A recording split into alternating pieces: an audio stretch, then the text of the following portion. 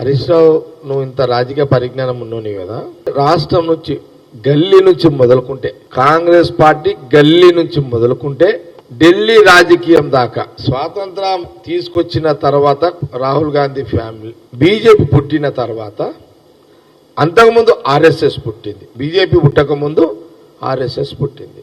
అప్పటి నుంచి ఇప్పటిదాకా ఎక్కడైనా రాహుల్ గాంధీ కుటుంబము, బీజేపీ కుటుంబము, ఇప్పుడు కాంగ్రెస్ లో మాకేముంటుందంటే ఎప్పటికైనా మేము మా చరిత్ర, కాంగ్రెస్ పార్టీ చరిత్ర ఏంటంటే మహాత్మా గాంధీ తర్వాత జవహర్లాల్ నెహ్రూ, ఇందిరాగాంధీ గారు, తర్వాత రాజీవ్ గాంధీ గారు, సోనియా గాంధీ గారు, రాహుల్ గాంధీ గారు, ప్రియాంక గాంధీ గారు. ఇది చరిత్ర, ఇది దేశ ప్రజలు తెలిసిన విషయమే.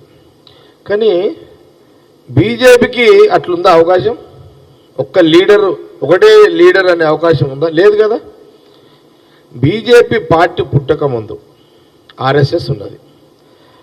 ఆనాటి ఆర్ఎస్ఎస్ కానీ ఈనాటి బీజేపీ కానీ, ఆనాటి నుంచి ఈనాటి వరకు గల్లీ నుంచి మొదలుకుంటే ఢిల్లీ వరకు ఇద్దరికి పడదు కదా.